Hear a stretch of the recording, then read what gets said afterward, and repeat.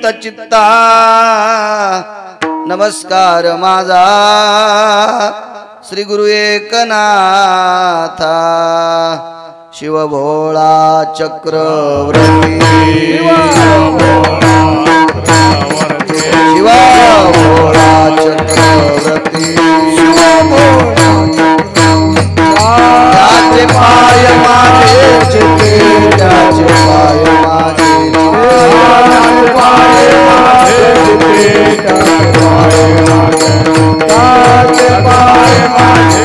शिव भोळा चक्रवर्ती त्याचे पाय माझे चिते त्याचे पाय माझे चिते त्याचे पाय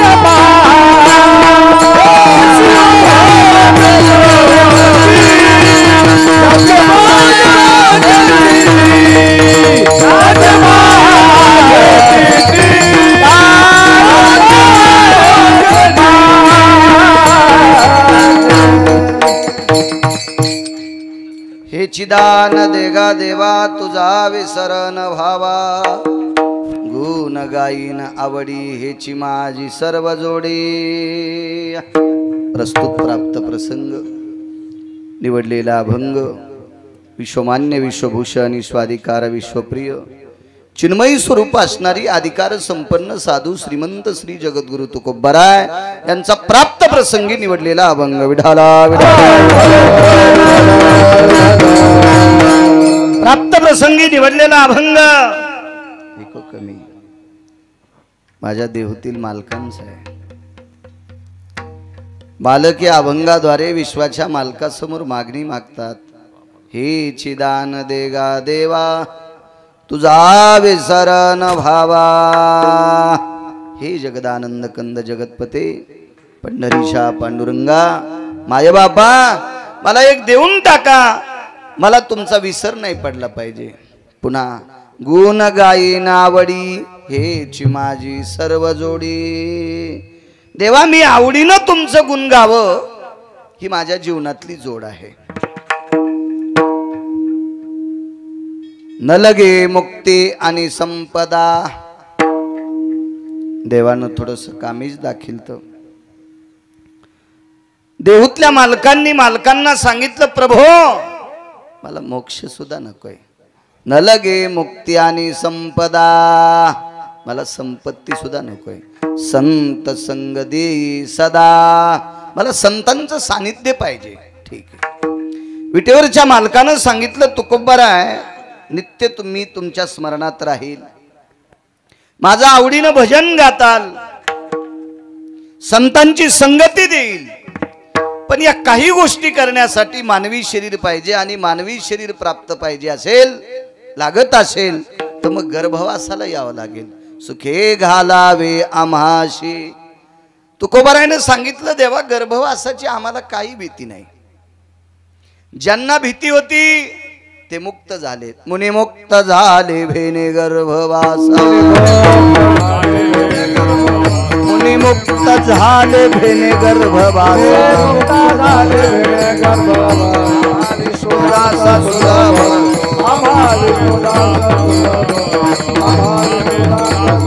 मुनी मुक्त झाले भेने गर्भवासा आम्हा विष्णुदास आम्हा विष्णुदास मुक्त झाले भेने गर्भवासा आम्हा विष्णुदास आम्हा विष्णुदास या गर्भवासाच्या भीतीपोटी मुनी योगी जपी तपी सिद्ध अनुरागी हे मुक्तावस्थेला पोचलेत देवा पण आम्हा विष्णुदासा सुलभतो गर्भवास विष्णुदासाला काही करीत नाही।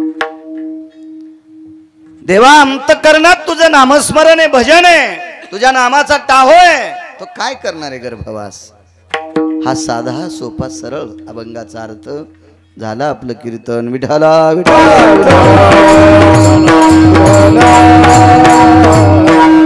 मोठ्या श्रद्धेने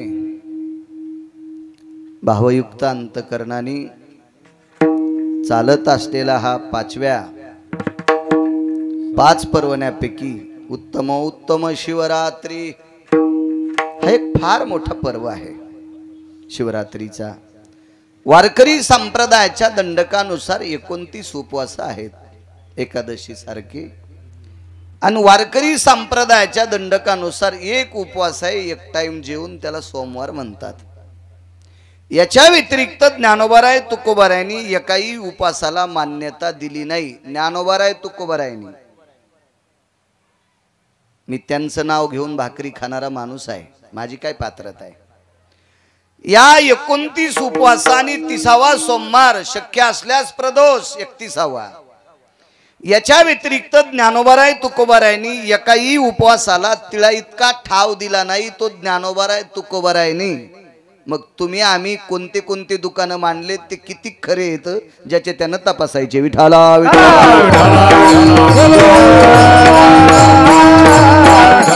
त्याच्यापैकी आजचा जो पर्व काळ आहे उत्तमोत्तम शिवरात्री अत्यंत उत्तम आहे, फार मोठं पर्व मांगल्य आहे। शिवरात्रीचा उत्सव भगवान देवादिदेव सबदेवों के बाबा भगवान शिवशंकर यांचा हा उत्सव आहे, आणि या उत्सवानिमित्त चालत असलेला बोरेश्वर प्रभूंच्या कृपेने, भगवान बोरेश्वराच्या दयेने, त्या बोरेश्वराच्या साक्षात्काराने, बोरेश्वराच्या प्रसादनाने, कारण प्रसादिक मूर्ती आहे, अशा परम पावन विश्वनाथाच्या कृपेने, परिसरातल्या साधू संतांच्या आशीर्वादाने, योगी तप्यांच्या सिद्धांच्या आशीर्वादाने, आणि या अधिष्ठानाला बोरेश्वराचे उपासक लाभलेले सद्भक्त आदरणीय हरिओम बाबा त्यांच्या या असीम प्रयत्नातून चालत असलेला हा भगवान शिवजींचा उत्सव आहे। खूप सात्विक, सदाचारी, पुण्यशील, निराभिमानी, भोगविरहित, भोगाच्या बाबतीत जर विचार केला तर मी त्यांच्या पायाला चिटकलेल्या मातीची पण बरोबरी मी करू शकत नाही। उन्हाळा असो, हिवाळा असो, पावसाळा असो, याच अवस्थेत आजही त्यांची परिस्थिती आहे। एखादा निष्ठावंत वारकरी आला असेल, त्याच्या पुढे लोटांगण घालणे, त्याचा दोष न पाहणे, त्याच्या गुणदोषाचा कसल्याही प्रकारचा विचार न करणे, त्याच्या गळ्यातली तुळशीची माळ, रुद्राक्षाची माळ, कपाळाचा गोपीचंद, बुक्का इतकं पाहून मातुड्यात त्याच्या पुढे लोटांगण घालणारा एक निष्ठावंत वारकरी माझ्या बोरेश्वराचे उपासक सद्गुरू हरिओम बाबा। मी तसा रगील माणूस आहे, मला काय अशी भीती वाटत नाही कोणाची, काय नाही, पण मी फक्त भीतो अशा सात्विक लोकांना। बाकी किवडा जरी रावणा इतका श्रीमंत आला तरी मला काय त्याच्या कपाळाला कपाळ घासायचं नाही, आणि तो बी भडवा मला काय देणार नाही, मी बी भिकारचोट नाही त्या नालायकाला मागायला। माझ्या पांडुरंगाने, माझ्या बोरेश्वराने मला यथासांग दिलेला आहे। मी फक्त भीत असेल तर निष्ठावंत वारकऱ्यांना भेटतो। वाक्य नीट ऐका, महाराजायला बी भेट नाही। महाराज भोगवादी असू शकतात, महाराज चंगळवादी असू शकतात, महाराज पैसे झाल्यावर चुकीचे काम करू शकतात, पहिल्या 3 सोडून 5वी करू शकतात, महाराज काही पाप करू शकते, पाप करत नाही ते फक्त वारकरी। आणि म्हणून त्या वारकऱ्यांना फक्त भीतो। एक महाराज म्हणला माझ्याकडे लय भारीची गाडी आहे, घाल मग आमच्या अंगावर। त्या गाडीचा आणि याचा काय संबंध आहे? माझ्याकडे एवढे पैसे, अरे कोणाकडे पैसे आहेत त्याचा काय विषय नाही, नाही भ्यायचं कोणाला, भ्यायचं फक्त तुम्हाला एक सांगतो, तुमच्या पायाला स्पर्श करून विनंती करतो, फक्त जीवनात अपमान करू नका वारकऱ्याचा। वाका मायबापाच्या पुढं, वाका देवांच्या पुढं, वाका ज्ञानोबाराय तुकोबारायांच्या पुढं, आणि त्याच्यानंतर जर पुढं वाकायचं असेल तर महाराजांच्या पायावर वाकूच नका, वारकऱ्यांच्या पायावर वाका। विठाला विठाला, कारण विश्वाच्या मालकाचं शुद्धांतकरण एक तत्व होतं देवाच्या मालकाचं, ते तत्व म्हणजे संत शिरोमणी निळोबाराय। मस्तक हे पायावरी मस्तक हे पायावरी वारकरी संताच्या वारकरी संताच्या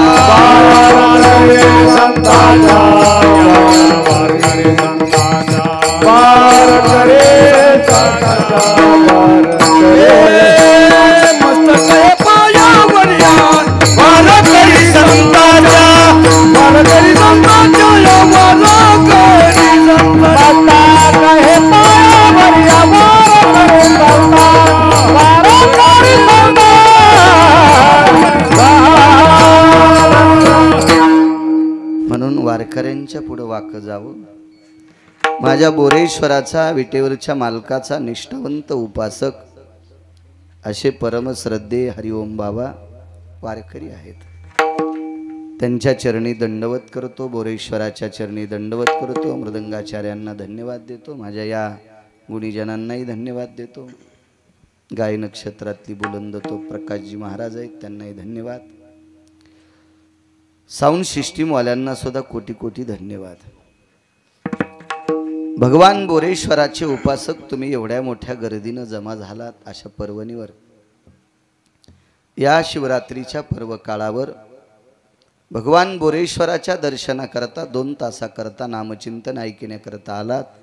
तुमच्यातही बोरेश्वराचा अधिष्ठाने मंडपात बसलात. तोपर्यंत प्रभू तुम्ही महेशाची मूर्ती म्हणून तुमच्या चरणी साष्टांग प्रणिपात करतो आणि माझ्या अभंगावर येतोय. विठाला विठाला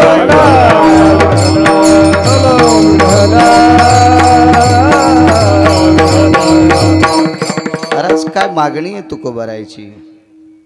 तुझा विसर न व्हावा. पर्वकाळ शिवरात्रीचा आहे. महाराज, या 2 मालकांचा ज्यांना विसर पडत नाही ती माणसं फार मोठी असतात. विटेवरचे मालक आणि काशीतले मालक. विसर न पडणे म्हणजे नित्य अंतःकरणात ह्या दोघांना ठेवणे, देखावा करणे नाही.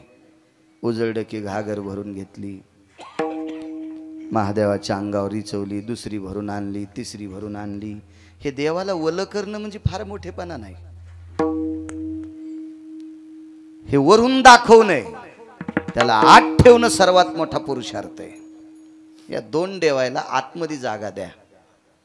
पंढरीतल्या मालकांना आणि भगवान बोरेश्वर म्हणजे काशीतले मालक आहेत. या 2 मालकांना जागा देताच आली. तो डोक्यावर बी देऊ नका, खांद्यावरही देऊ नका. ते रिकामे नाहीत कोणाच्या डोक्यावरून खांद्यावर बसायला. तुम्हाला भाव असेल, श्रद्धा असेल तर तुमच्या अंतःकरणात जागा द्या. आणि या 2 देवायला ज्याने अंतःकरणात जागा दिली त्याच्याकडे तो बघतो. बघ, आपली चिंता तो करतो. तुझी चिंता त्याशी सर्व आहे. आपली ती चिंता करत असतो. जागा द्यावी. पर्वकाळ शिवरात्रीचा आहे.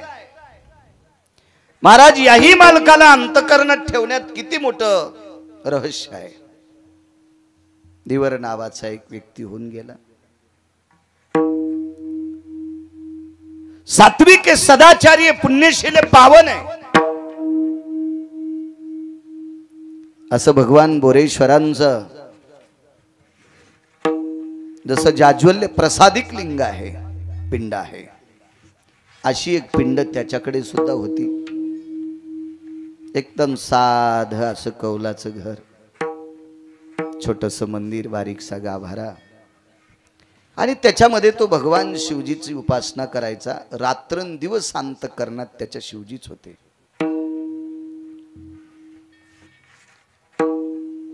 झोपेतून उठल्यापासून तर झोपेपर्यंत जे काही काम करत असेल ते प्रत्येक कामाला शिवजींचं नाम घेऊनच हात लावायचा. आपल्याकडे दंडक दिलाय, वदनी कवळ घेता नाम घ्या श्रीहरीचे. घात जरी तोंडात टाकायचा असेल तरी भगवंताचं नाव घ्यायचं सांगितलं. मोठी मोठी लोक जीवनभर त्याला अंतःकरणात ठेवतात, त्याला विसरत पडू देत नाही. सिंक जांभई खोकला तुका वेळ वाया, फक्त शिंकण जांभई जळाली तर याच्या व्यतिरिक्त सारखांत करण्यात जगाचा बाप आहे काही लोकांच्या. आणि म्हणून त्यांच्यामुळे हे विश्व अस्तित्वात आहे. हे कधी मधी लटकपटक देवाचं भजन करणाऱ्यांवर विश्व अधिष्ठित नाही. आपली निष्ठानिष्ठीचा परमार्थ निष्ठावंत साधकांच्या जीवनात नितांत विश्वाच्या मालकाचा अधिष्ठान आहे. म्हणून हे विश्व टिकून आहे. सारखा देवांत करणात. रोज सकाळी स्नान झालं की एक घागर खांद्यावर घ्यायची पाण्याची भरलेली, आणि गंगेवरनं घरी येत असताना बाजूला उजव्या हाताला एक मशानभूमी होती, आणि त्या मशानभूमीतून मेलेल्या माणसाला जाळलेली एक चिमूटभर राख येताना तो घरी घेऊन यायचा. नित्य अंतःकरणात ठेवणारी माणसं किती अधिकारी असतात. तुझा विसर न व्हावा. तशी मागणी तर विटेवरच्या मालकाची आहे, पण विटेवरच्या मालकाने बोरेश्वराला डोक्यावर घेतलेलं आहे. तुम्ही टाळू चापून पा पंढरपुरातल्या मालकाची. पंढरपुरातल्या मालकाच्या टाळूवर भगवान शंकरांचं शिवलिंग तुम्हाला दिसेल, हाताला स्पर्श लागेल, कारण डोक्यावर घेतलं मालकाला. याच्या पलीकडे सांगू का, भगवान शिवजींमुळेच तुम्हाला भजन, मला कीर्तन आणि तुम्हाला पक्वाद. शिवजींची कृपा नसती तर आपल्याला कोणालाही भजन करता आलं नसतं, पक्वाद वाजीला आला नसता, कीर्तन करता आलं नसतं. वारकरी संप्रदायाचे संस्थापक अध्यक्ष बोरेश्वर भगवान येतं, कारण वारकरी संप्रदायाची स्थापनाच बोरेश्वरानं केली, विश्वनाथानं केली. हे गिरगावचा बाळू सांगतो म्हणून ऐकायचं नाही, हे पैठणच्या मालकांचं वाक्य आहे.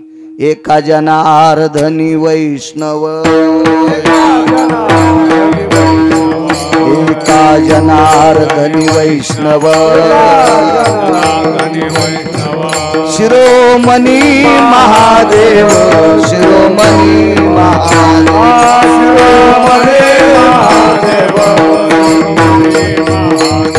शिरोमणी महादेव, एका जनार्दनी वैष्णव, शिरोमणी महादेव, शिरोमणी महादेव, शिरोमणी महादेव,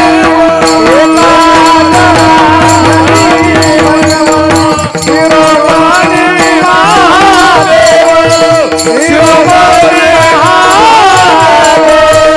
शिरोमणी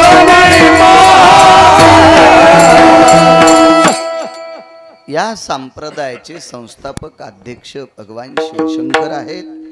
हे पैठणच्या मालकांनी नमूद करावं. वाक्य हे गाफील माणसांचं ग्राह्य धरल्या जात नाही, अधिकाऱ्यांचं ग्राह्य धरल्या जातं. आणि त्या बोरेश्वराचा उपासक नित्य अंतःकरणात बोरेश्वराला रोज एकदा चिताभस्म देवाच्या पिंडीला लावायचं, आणि मग त्यानं त्याचं दिवसभर काय वाट्याला आलं असेल ते काम करायचं.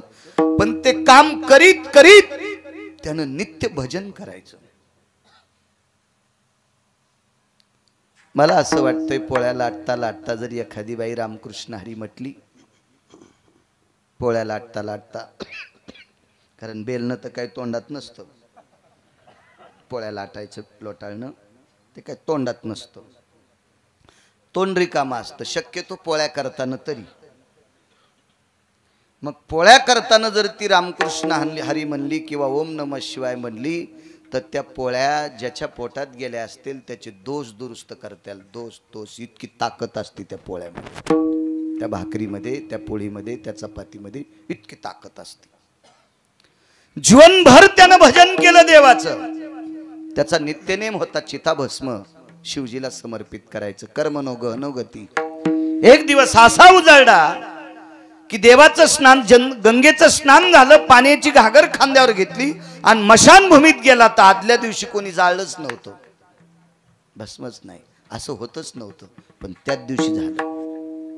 रिकामी भस्माची वाटी कोणाड्यात ठेवली तुळशीच्या वृंदावनाच्या बाजूला, आणि नित्यप्रमाणे ठरल्याप्रमाणे बायकोला काही सांगितलंच नाही मी इथं भस्म ठेवलं, रोज ठेवत होते, पण आज म्हणायला पाहिजे होतं की कालच्या रात्री कोणी मृत्यू पावलं नाही म्हणून मशानभूमीत कोणाचा अंत्यविधी झाला नाही ग, याच्याकरता चिताभस्म नाही शिवजींना, असं ते विसरून गेले आणि ते त्यांच्या पूजेत मग्न झाले. देवाला स्नान घातलं, पिंड पुसून काढली, पांढऱ्या रंगाची फुलं असतील, काय काय असेल ती संपूर्ण आरास करायचं ठरविलं आणि आवाज दिला, प्रिये ए लक्ष्मी अगं भस्म घेऊन ये ग, असा आवाज दिला.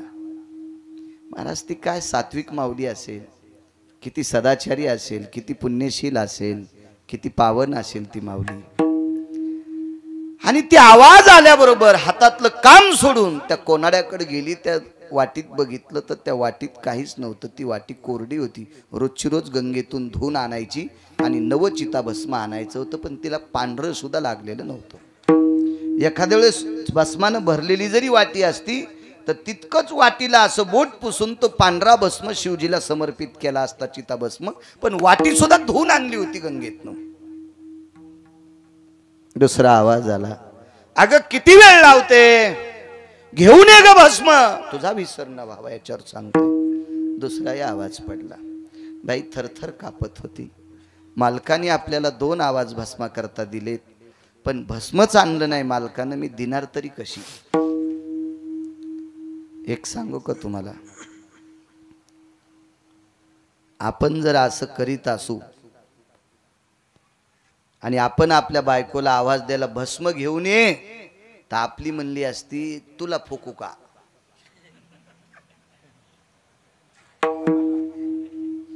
मी पण त्याच्यात आलो, तुमच्या अंगावर दगड टाकतोय असा विषय नाही. आपली म्हणली असती कोणी मेलच नाही ना काल, मशानात अंत्यविधी झालाच नाही ना, तुम्ही चिता भस्म आणलत नाही, मग देऊ कसलं, निदान इतकं तरी आपली म्हणली असती. ती बाई तेवढं सुद्धा बोलली नाही. बाई मनाला खात होती, मालक कसे विसरले असतात, त्यांना कसं कळत नसेल की त्यांनी भस्म आणलंच नाही, वारंवार मला आवाज कसा देतात. तिसरा आवाज आला तर करू काय. 2 आवाजापर्यंत ठीक होतं, कारण कपाळावर कुंकू असलेल्या, वाक्य नीट ऐका, कपाळावर कुंकू असलेल्या सात्विक सदाचारी पुण्यशील बाईनं नवऱ्याचा तिसरा शब्द मातीत जाऊ दिला नाही पाहिजे. तिला प्रसन्नपणाने कपाळावर कुंकू लावण्याचा अधिकार आहे. ती कोणतंच वाक्य नवऱ्याचं ऐकत नसेल तर तिनं कपाळावर कुंकू लावणं म्हणजे कुंखाचं पिठलं करून कपाळाला चिटकिने. महाराज अधिकारी लोकांसाठी असते, ते तुमच्या माझ्यासाठी नाही. आपला खेळ सगळा पोकळवादी, सगळा देखावा, आपला आतून काही नसतं, काही संबंध नसते. आज्ञाभंग काय असते, वैचारिक पातळीची लेवल काय, खाली किती गेली, वरी किती गेली, लोक काय म्हणतील, काही संबंध नाही. मी म्हणजे मीच. या अवस्थेत जगत जीवन जगणारे तुमच्या माझ्यासारखे सगळे आपणच.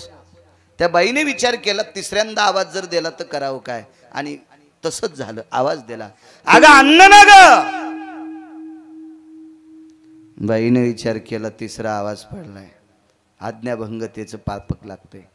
कापूर घेतला, हरिओम बाबा, तो कापराचा ढिगल केला, त्या कापरावर बसली आणि त्याच्यावर विस्तू टाकून दिला आणि स्वतःचं शरीर जोहार करून घेतलं. मधातली मधात मंदिरात विचार करत होता, गेले आयुष्यभर जिच्या खांद्याला खांदा लावून संसार केलाय, ती बायको साधं दारातलं भस्म मला देवासाठी आणून देत नाही, आपण कशासाठी संसारासाठी बैलासारखं जीवन राबवायचं. हात हे आपल्या जीवनाची, धिक्कार आहे आपल्या जीवनाचा. जी आपल्याला दारातलं तुळशी वृंदावनाच्या बाजूला ठेवलेल्या कोनाड्यातली वाटी भस्माची आणून देत नाही, तीन आवाज देऊन आपण या संसारासाठी बैलासारखं राबायलो, असा त्यानं विचार केला. पण भस्म आणलंच नव्हतं त्यानं, हे कुठं लक्षात आहे. अनावधानानं विसरून गेला आणि हयातून थकून मंदिराच्या गाभाऱ्याच्या बाहेर आला तर तुळशी वृंदावनापाशी दिव्य तिच्या शरीराचा सुगंध येत होता. पाहिलं तर राखुंड्याचा ढिगल पडलेला होता, राखुंड्याचा ढिगल पडला होता. लक्षात आलं, कालच्या दिवशी एकही इथे माणूस मृत्यू न पावल्यामुळं मशानभूमीत अंत्यविधी झाला नाही, आणि अंत्यविधी न झाल्यामुळं मी वाटी गंगेतनं धुवून आणली, पात्रामध्ये भस्म नव्हता आणि आपण पत्नीला आवाज दिला, 3 आवाज दिले, ती आणील कुठून? आणि मग तिनं स्वतःच्या शरीराचं जोहार करून घेतलं. काय पत्नी असेल महाराज. आणि त्या राखेमध्ये जाळलेल्या अस्थिच्या त्या पुंजामध्ये असा हात घातला आणि मूठ भरून चिताभस्म घेतलं. हे चिताभस्म ज्या वेळेला असं भरून घेतलं हातामध्ये, विठाला विठाला विठाला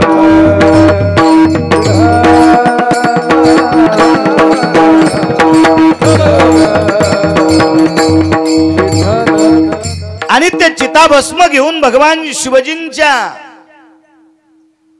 पिंडीवर समर्पित केलं.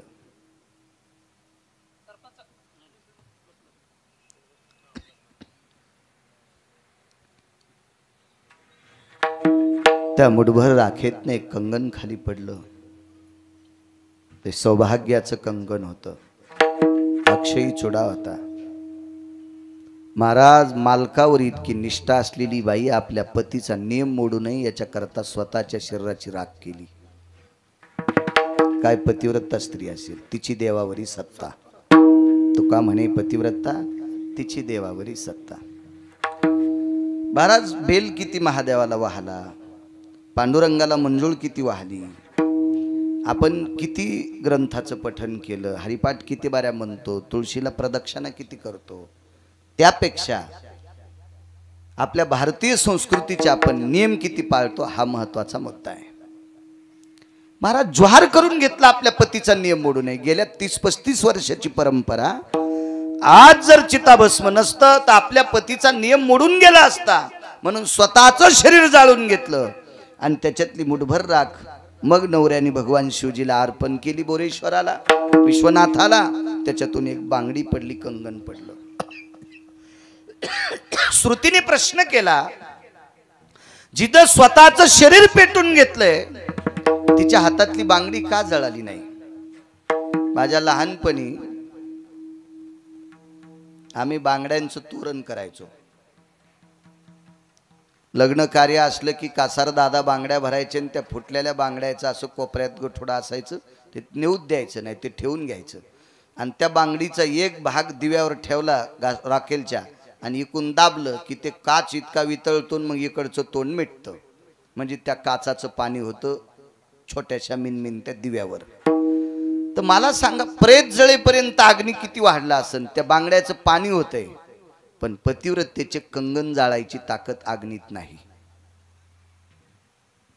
पतिव्रतेचं मंगळसूत्राचा दोरा सुद्धा जाळायची अग्नीत ताकद नाही. अग्नीत ठराविक लोकांना भेटतो, साध्वीला भेटतो, वारकऱ्याला भेटतो आणि पतिव्रतेला भेटतो. मी दुपारी कीर्तनात बोलून गेलो, ढवळेवीर नावाचं गाव आहे खानदेशमध्ये. त्या खानदेशमध्ये ढवळेवीर नावाचं गाव, तिथं रुक्मिणी नावाची एक माऊली होऊन गेल्या. फक्त हळदीचा डाग होता आणि तेवढाच हळदीचा डाग आणि माहेरी आल्या. अख्खं जीवन माहेरात ज्ञानेश्वरीवर गाथ्यावर प्रेम केलं आणि ज्ञानेश्वरी आणि गाथा जीवनभर अंतकरणात ठेवला. 2 वेळेची भाकरी घरातली लोक देत होते. कालांतरानं ती रुक्मिणी नावाची स्त्री हरिओम बाबा जात राहिली. त्या माऊलीचा अंत्यविधी झाला. 2ऱ्या-3ऱ्या दिवशी राख सावडायला गेल्याच्या नंतर गळ्यातली तुळशीची माळ दोऱ्यासह सापडते आणि आस्ती विरून गेल्या. औषधाला आस्ती सापडली नाही, फक्त गळ्यातली तुळशीची माळ आणि तो दोऱ्यासह ती माळ सापडे. आज ढवळेवीर नावाच्या गावात खानदेशमध्ये फक्त त्या तुळशीच्या माळीची रुक्मिणी माऊलींची समाधी आहे. जाळू शकत नाही अग्नी, भीतो वारकऱ्यांना. पुन्हा एक मुद्दा पहा, इकडे खाली सोलापूर भागामध्ये, धाराशिव भागामध्ये वारकरी संप्रदायातले गोड साधरी रत्न होऊन गेलं. वैकुंठवासी स्वर्गीय रामकृष्ण भाऊ येडशीकर. प्रचंड संप्रदायाचा व्यासंग मोठा होता भाऊंचा. भाऊंचं नाव रामकृष्ण होतं. मोठ्यांचं वाक्य सांगतोय, गुरुवर्य वैकुंठवासी रामकृष्ण भाऊ येडशीकर जात राहिले. लक्षावधी टाळाच्या, मृदंगाच्या, वारकऱ्याच्या, विटेवरच्या मालकांच्या, काशीतल्या मालकांच्या जयघोषाने स्वर्गीय रामकृष्ण भाऊंचा अंत्यविधी पार पडला आणि अस्थि संचयाच्या कार्यक्रमाला ज्या वेळेला पुन्हा दुसऱ्या तिसऱ्या दिवशी सगळी लोक जातात त्यावेळेला भाऊंची कवटी जशाला तशी हरिओम बाबा सापडली, पूर्ण जळून गेलेली पांढरी शुभ्र कवटी सापडली. पण भाऊंच्या कपाळावर त्यावेळेला 10-5 क्विंटल नारळ पडले असतील, कितीतरी कापूर पडला असेल, कितीतरी गावरान तूप पडला असेल, राळ पडली असेल, गौऱ्या पडल्या असतील, चंदनाची लाकडं पडली असतील, दुसरी सुद्धा जांभळ्या आंब्याची लाकडं पडली असतील आणि इतक्या लाकडात जळालेलं पार्थिव त्या कपाळावर कवटीवर नाव कोरलेलं होतं रामकृष्ण. उपजताच त्यांचं नाव रामकृष्ण भाऊ येडशीकर. अख्खं शरीर जळालं पण नाव जशाला तसं साबूत राहिलं. अग्नी वारकऱ्याला भेटतोय, अग्नी साध्वीला भेटतोय, सतीनं देखे अग्न. महाराज सतीचं शरीर अग्नी पाहू शकत नाही. मी दुपारी बोलून गेलो. कासारवाडी नावाचं गाव आहे गंगाखेड तालुक्यामध्ये. वैकुंठवासी मारोतराव महाराजांची बऱ्या काळ त्या माऊलीनं सेवा केली. त्याही माऊलीला हळदीचा डाग होता आणि काय नवऱ्याला आवडलं नसेल, हळद फेडायच्या आत माहेरी आल्या आणि त्या दिवसपासून सासरी गेल्याच नाही. जीवनभर भजन केलं. भाऊजायाच्या हाताखाली, माहेरातल्या लोकांच्या हाताखाली राब राब राब राब राब पडलेलं काम त्या माऊलीनं केलं. आपल्या बाबांकडे आलेल्या वारकऱ्यासाठी स्वयंपाक करायचा, विनंती करून पंढरपूरची वारी केली. त्या बाईचं नाव होतं जाईबाई नावाची माऊली. आणि ज्या वेळेला ह्या जाईबाई नावाच्या माऊली जात राहिल्या, त्यांचा अंत्यविधी झाला. महाराज नुसता हळदीचा डाग होता हरिओम बाबा. त्या माऊलीच्या गळ्यातला दोऱ्यासह पोत सापडली. सावडायच्या दिवशी दोऱ्यासह. आज मारुतीरायाच्या मंदिरात एक छोटीशी समाधी आहे त्या माऊलीची. आपल्या मराठवाड्यातली बाई आहे. महाराज हे सांगणारी पाहणारी लोक आज जिवंत आहेत. महाराज अधिकारी लोकांचा पुरुषार्थ इतका मोठा असतो, देखावा करणाऱ्यांचा नाही. अधिकाऱ्यांचा पुरुषार्थ, महाराज विटेवरच्या मालकाला बोरेश्वराला आवडणाऱ्या लोकांचा एवढा दर्जेदार पुरुषार्थ असतो, इतका दर्जेदार. मग जिनं स्वतःच्या पतीचा नियम मोडू नये, तिनं स्वतःचं शरीर जोहार केलं, तिचा काय दर्जा असेल, टेलर काय अधिकार असेल तिचा. आणि मग भगवान विश्वनाथ, भगवान बोरेश्वर प्रगट झाले आणि त्या धिवराला आलिंगन दिलंय. आलिंगन दिलं, आलिंगन दिलं, 10 भुजांनी आलिंगन दिलं. भगवान शिवजीनं आलिंगन दिल्याबरोबर हृदयाला डोकं लावून तो धिवर उकसाबुकसी रडत होता.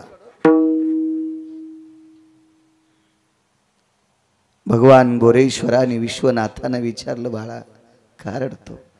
काही नाही प्रभू, गेल्या इतक्या दिवसापासून तुम्हाला अंतकरणात ठेवलं. रात्रंदिवस तुम्ही अंतकरणात होतात प्रभू. तुमची पूजा करत असताना तुमच्या नामावळीत, तुमच्या भजनात वितका व्यस्त राहिलो. मला कळालं नाही, कालच्या रात्री गावात कोणी मेलच नाही. प्रभू तुमच्या भजनात इतका दंगून गेलो, मला कळालं सुद्धा नाही. अंत्यविधी कोणाचाच झाला नाही. मग भस्म तरी कसं सापडेल?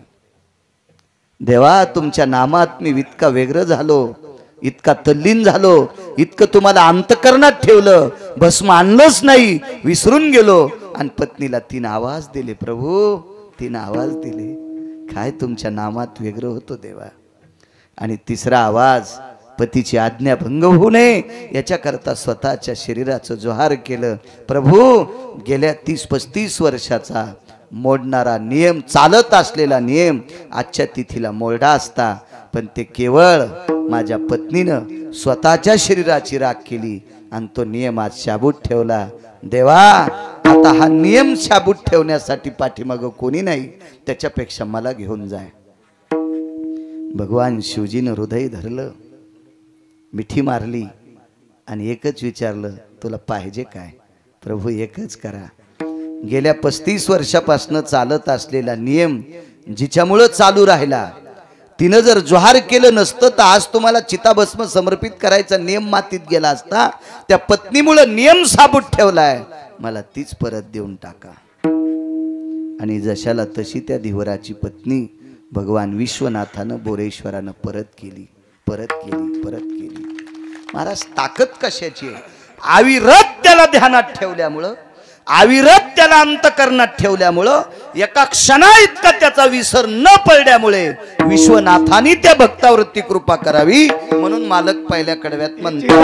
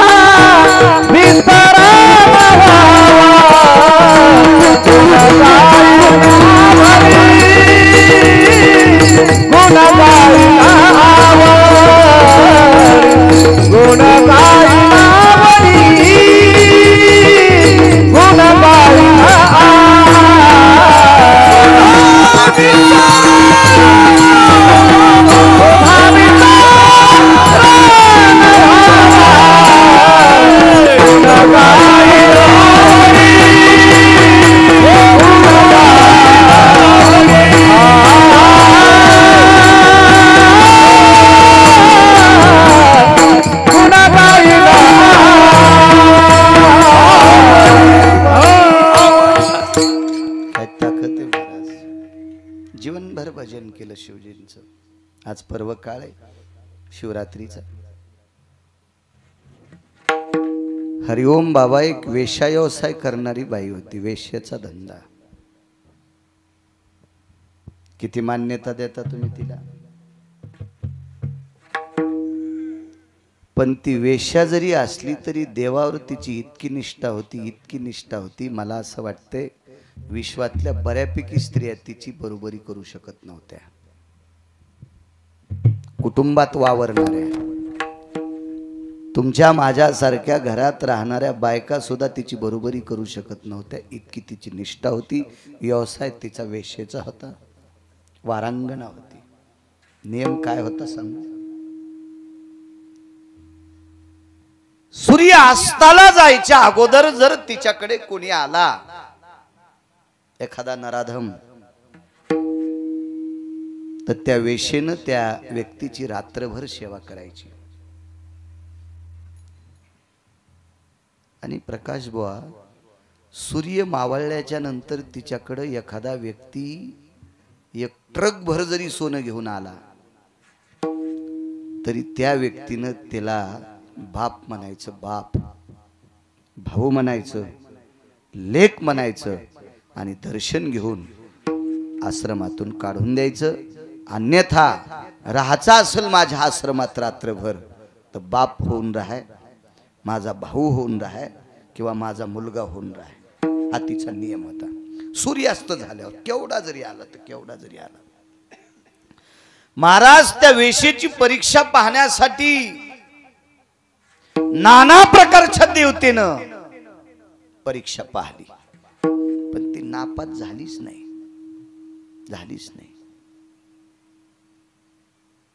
तिचं नाव होतं महानंदा. काय निष्ठा असती काही लोकांच्या जीवनातला नियम असतो. असू द्या, ती वेश्या असेल, तुम्हाला काय घेणं आहे तिचं? पाप उचलायचं काम. काय मागच्या जन्मातलं तिचं असेल याच्याकरता ती त्या व्यवसायात पडली असेल. तुम्ही विनाकारण तिचे वाभाडे काढणं म्हणजे तिचे धुणे तुमच्या डोक्यावर पाप घेणं. माणसं बऱ्याच वेळेस स्वतःचा पुरुषार्थ मातीत घालतात आणि दुसऱ्याचे उकांडे उकरायचे जास्त नादी लागतात. हे मागच्या जन्मात भडवे कोंबडे होते. कोंबड्या अजूनही उकांडे उकरते. तुका म्हणे झाली कोंबड्याची परी, तुका म्हणे झाली कोंबड्याची परी, पुढेची उकरी लाभ नाही,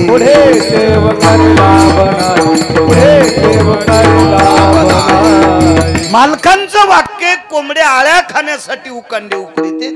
दोन्ही पायाने एकदा फरकन करीन एकदा फरकन करीन, असं करीन असं करीन, आणि नखाना आळ्या माग जातात आणि याचे नख घासू घासू असत मरत.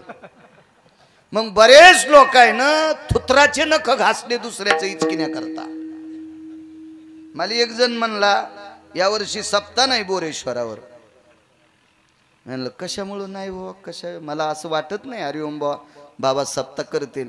नाही म्हणे त्यांच्याकडे अशी अशी दुःखद घटना झाली. अरे म्हणलं माझ्या जीवनातल्या काही ठराविक लोकांपैकी एक हरिओम बाबा नावाचा महात्मा आहे.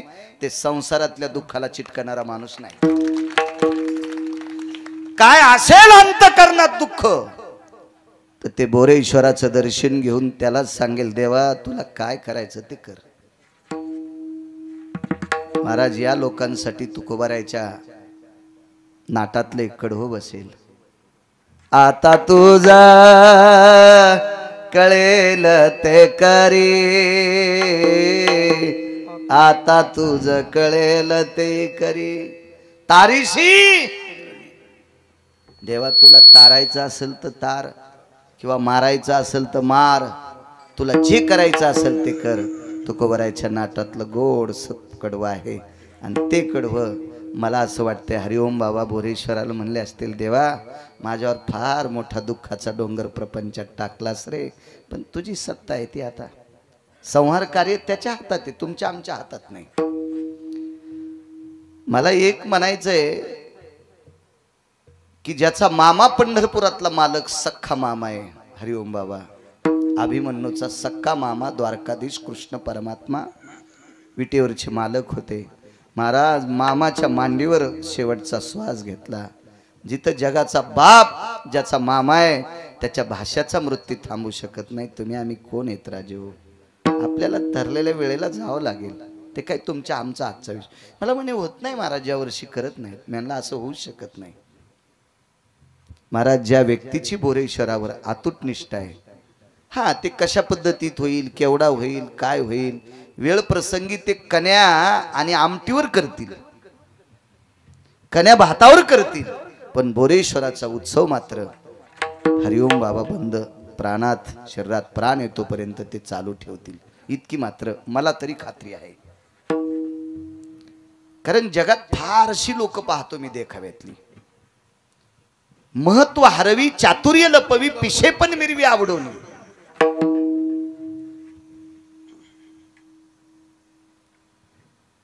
मला बुद्ध्यांक दिला असेल, मला अभ्यास दिला असेल, शास्त्राचा पुराणाचा वेदाचा अभ्यास दिला असेल, तरी पण मी एखाद्याच्या पुढे वागताना मी माझ्या शरीराचा विचार करतो. माझे कपडे मळतील का, मातुड्याचा डाग लागेल का.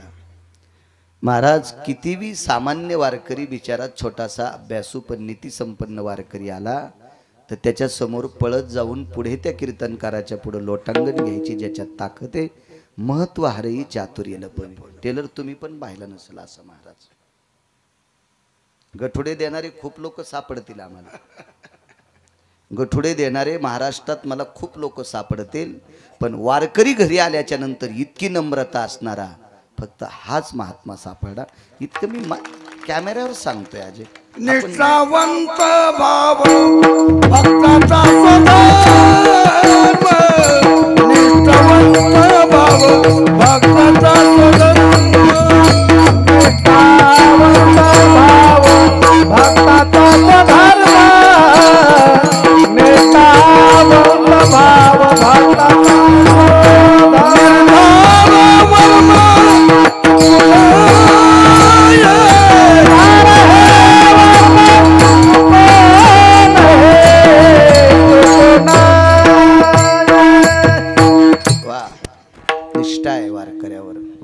अतूट श्रद्धा. आणि अशी माणसं मनावर रुसतील, देवावर रुसत नाहीत.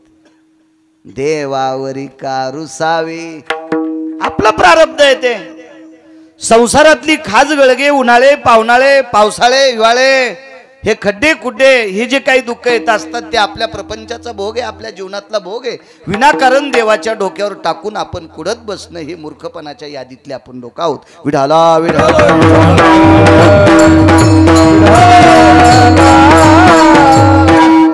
माझा विश्वास नव्हता त्या व्यक्तीवर, पण नंतर लक्षात आलं असं एखाद्या वेळेस काय प्रापंचिक दुःखानं, पण त्याच्यावर विचार केला. ती व्यक्ती भेटली. 5व्या 6व्या दिवशी टेलरच्या मेडिकलमध्येच बाबा आले. तिथून मला फोन लावत होते. फोन आमचे डबकं बंद असते, जास्त उघडीत नाही मी. आणि संध्याकाळी टेलरनं फोन केला, हरिओम बाबा आलते, तुमच्या तारखेविषयी बोलत होते. म्हणलं तारीख कधीच लिहून टाकलेली, त्यांची काय चिंता नाही. निष्ठा असते एखाद्या व्यक्तीची. चला,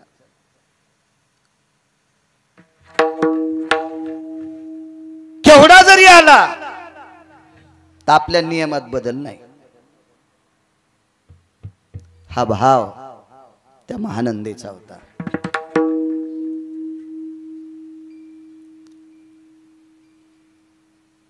ठीक आहे, आपण एखाद्या मोठ्या कुळात असतो, उच्च कुळात असतो, अरे राव तुरे राव आपले कोणी कोणी असतील, तरी पण आपण महानंदेची बरोबरी करू शकत नाही. आपण तिच्यासारखा व्यवहार करत नसलो, आपण फार शिष्टाचारात वावरत असलो, तरी आपण महानंदेची बरोबरी करू शकत नाहीत. ऐकायचं असेल खाली येऊन तर राजकीय क्षेत्रातला तुम्हाला चांगला अभ्यास आहे. आदरणीय मंत्री महोदयांचे बंधू आहेत. किती रुपयावर माणसं फुटत आहेत साहेब?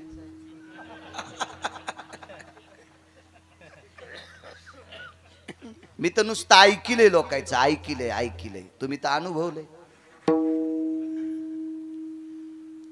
महाराज 10-15 दिवस दुसऱ्या एखाद्या माणसाच्या नावाचं आंगडं घालून फिरणारा माणूस, हातात बसतेल इतक्या पैशात अख्खं जीवन त्याचं विकत घेतात राजकीय लोक. अख्खं जीवन. त्या बाईला 1 ट्रक जरी सोनं दिलं दिवस माळाल्या, तर त्या सोनं देणाऱ्याला ती रात्रभर बाप भाऊ आणि लेक म्हणायची. काय निष्ठा असलो तिच्या जीवनात. आणि परत जर जावाच वाटत नसल तर रात्रभर तू भगवंताचं भजन माझ्या बाजूला बसून तू ऐकत राह. पण ते एवढे मोठे पैसे घेऊन आणारा हरामखोर भजन ऐकायला आलेलाच नसतो. त्याचं कितीतरी पिढ्याचं पाप उतवालेलं असते, तो भजन ऐकायला कसं आहे? पण तिनं ती रात्र मात्र त्याला बाप भाऊ आणि लेक म्हणायचं. आणि तेवढी रात्र तिनं आवडीनं देवाचं भजन करायचं. ती बसून भजन करायची. कोण होतं सोबती तिच्या जीवनात? 1 कोंबड आणि 1 माकड. म्हणजे खरोखर कोंबड आणि खरोखर माकड तिच्या जीवनातले सोबती. आणि जी रात्र टळली वाईट कामासाठी, ती रात्र भजनासाठी घातली. सूर्यास्त झाला, लोपले भास्कराचे बिंबवो. एक ग्रंथकार सांगतोय, लोपले भास्कराचे बिंबवो. पश्चिम दिशेला सूर्य मावळला. भागवत बुवा, किती रात्र देवासाठी होती, कुठल्याही पुरुषासाठी नव्हती. अख्खं शरीर भगवंतासाठी. आणि सूर्य मावळला की स्नान करायचं. ती स्नानाला गेली की माकडानं स्नान करायचं. ती स्नानाला गेली की तिच्या अंगावर पडलेल्या पाण्यानं कोंबड्यानं आंघोळ करायची. साचलेल्या खड्ड्यात पकाडा सगट त्यानं सुद्धा आंघोळ करायची. अंग गिंग कोरडं करून तिनं आसन टाकायचं आणि भगवंताचं भजन करायचं. गुणगायी नावडी. महाराज ती भजन म्हणत असताना कोपऱ्यात माकड बसलेलं, इकडच्या कोपऱ्यामध्ये ते कोंबडं बसलेलं. मोठ्यांचं वाक्य सांगतोय, ज्या दिवशी सूर्य नराधमाच्या व्यतिरिक्त टळला त्या रात्री पाणी पण ग्रहण नाही, अन्न नाही, पाणी नाही. दुसऱ्या दिवशीचा सूर्य पाऊस तर पाण्याचा थेंब प्यायचा नाही. रात्रभर नुसतं भजन करायचं, नुसतं भजन. कधी कधी एवढं भजन करायची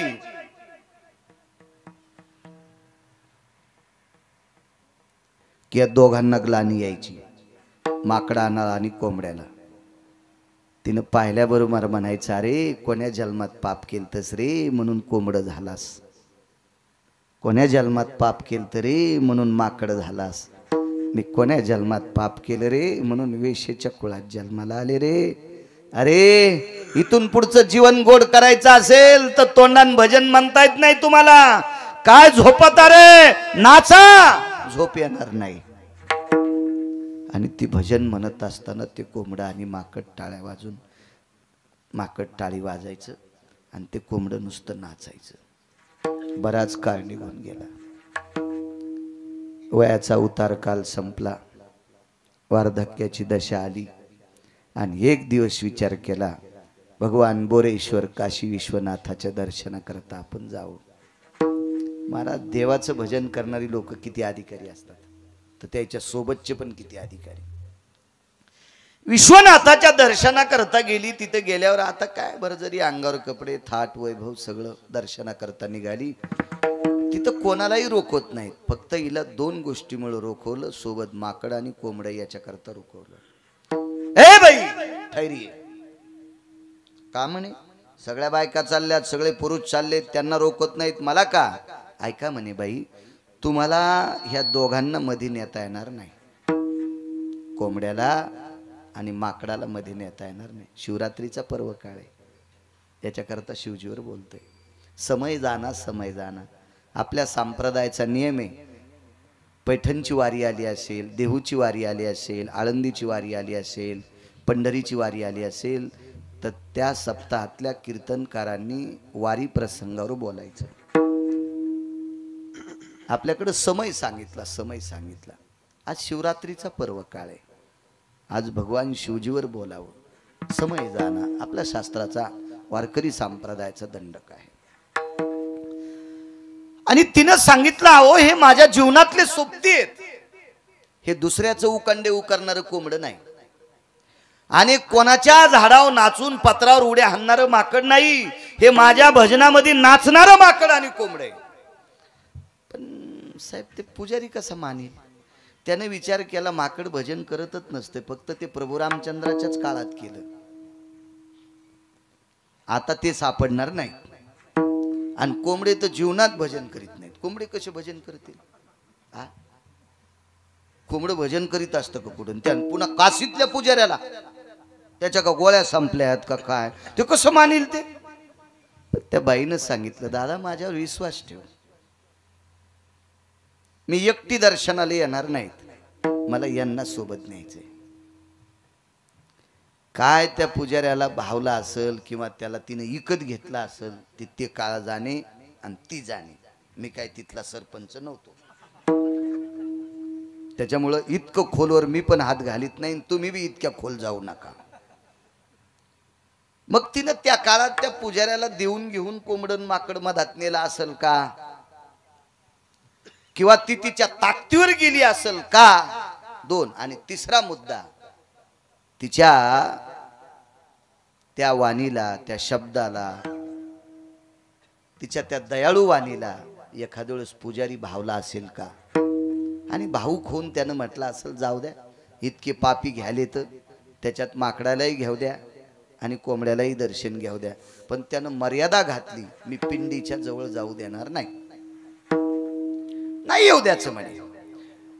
गाभाऱ्याच्या इकडच्या कोपऱ्यामध्ये माकड बसेल, या कोपऱ्यात कोंबडं राहील, मात्र ते काही जवळ येऊ देणार नाहीत, मला दर्शन घेऊ दे. आणि योग असा होता, दुपारची आरती, त्या आरतीच्या वेळेला आतमध्ये प्रवेश केला. आणि मग आता शिवजींची आरती म्हणल्यावर काय, विश्वनाथाची आरती होती ती. आणि त्या विश्वनाथाच्या आरतीचा गाभाऱ्यात संबंध वारांगणीला महानंदा नावाच्या वेशेला आला. जाऊ द्या, शेवटी मानवी होती बिचारी, पण तिच्या बाजूला कोंबडा आणि माकड उभे. तो पुजाऱ्यानं जास्त दंडक दिला, कोंबड जवळ नकोय. वक्ते बाबा कोंबड्याच्या बाबतीत लय बोलायचे, अजून तितकं वय माझं नाही, 10 वर्ष वाचिलं तर ते पण बोलन, लय बोलायचे बाबा कोंबड्याच्या बाबतीत. आता जे आरती वक्ते बाबांना एवढा अभ्यास, तर त्या काळातल्या काशीतल्या पुजाऱ्याला किती अभ्यास असेल? त्यानं सांगितलं हे बेटं कोंबडं तिकडं पलीकडंच उभं राहू द्या. आणि आरती झाली साहेब. आरती झाल्याच्या नंतर मंत्र अक्षदा. ओम यज्ञेन यज्ञमय जंद देवास्तानि धर्माणि प्रथमान्यासः तेहन्नाकं महिमान सचत्र यत्र पूर्वे साध्या संति देवाः. असं मंत्र पुष्पांजली सुरू झाली. मग ही मंत्र पुष्पांजली हातामध्ये अक्षद आहेत, पुष्प आहे आणि भगवान विश्वनाथाच्या पिंडीवर त्या अक्षदा समर्पित झाल्या. नमः पार्वते पदे हार हार महादेव मोरेश्वर भगवान की जय. त्या अक्षदा समर्पित झाल्या. माकड थोडं अनसट्यात होतं. मंत्र अक्षदा तिच्याही अंगावर पडल्या आणि माकडाच्या पडल्या. कोंबडं कोपऱ्यात उभं. कोंबड्याच्या अंगावर अक्षदा नाही पडल्या, पण कोंबडं हुशार होतं. अक्षदा जवळ आदळल्या आणि कोंबड्याला अक्षदा दिसल्यावर खाच थोडं सांगावं लागत. त्यानं टप टप 2-3 अक्षदा खाऊन टाकल्या. त्या लागी विमान पाठविले. मंदिराच्या बाहेर माकडाला आणि कोंबड्याला घेऊन आली. विश्वनाथाचं दर्शन घेतल्याबरोबर विश्वनाथानं सांगितलं, बाई तो येणं जाणं संपला आता. माय बाहेर गेल्याबरोबर तुझ्या स्वागताकरता माणसं उभे येत. विमान पाठिलं आणि कैलासाकडे जाणाऱ्या विमानात ती महानंदा बसली. हरिओम बाबा. ती विमानात बसल्याच्या नंतर माकड आणि कोंबड खाली होतं. पार्षदांना सांगितलं हे दोघांना खाली का ठेवलं. अहो आई साहेब, ते माकड आहे, ते कोंबड आहे, ते कसे घेता येते विमानात. ते का टपर विमान आहे का. ह्या विमानात कोणाला बी. मागे एकदा विमानात बसलो, त्या एका बाईच्या पोटावर अशी पिशवी आणि त्याच्यात कुत्र्याचं पिलू होतं. म्हणजे कुत्र्याचं तिकीट काढून बसल्या होत्या जीजी. विमानात तर तिकीट काढावं लागेल ना, तसं कसं. आणि कुत्र्याला तिकीट काढता येत असतं का. ह्या टपऱ्या विमानात काय. आता विदेशातनं कुत्रे येते तर ते पायी पायी थोडीच येते. 4.25 लाखाला कुत्रं आणलं एक जणांना. मी म्हणलं कुठून. मलेशियातून. आता मलेशियातून काय घोड्यावर बसून आला का पायी पायी आला. म्हणलं कसा. म्हणलं विमानातून. कुत्रं. म्हणलं हो. मी पताका नेली तर 10-12 तपासली पताका काठीत काही आहे का त्या विमानतळा.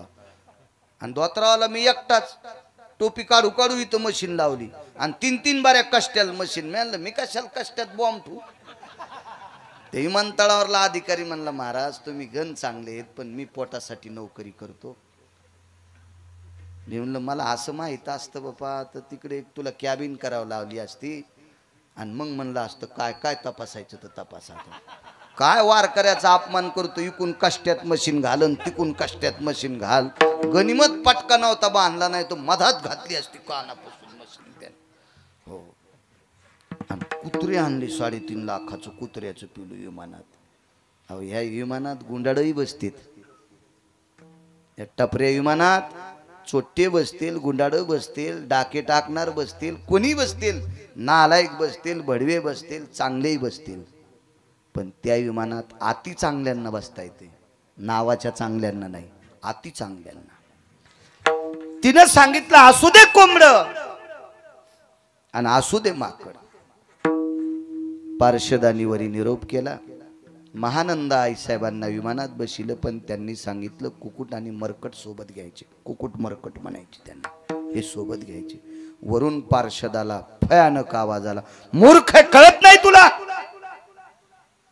अरे अख्खं जीवन तिनं भजन केलं, हे दोघं तिच्या पुढे नाचत होते. खाली कसे. अरे विमान तिच्यापेक्षा यायलाच पाठीले. पशु काय पाप पुण्य जाणीती, उत्तम मध्यम भोग भोगीती. महाराज काय कोंबड्याला अक्कल असती, काय वानराचा चंचलपणा असतो. पण एका वेशेनं केलेल्या निष्ठेनं भजनात अख्खं जीवन या दोघांनी नाचावा. यांना तरी खाली कसं.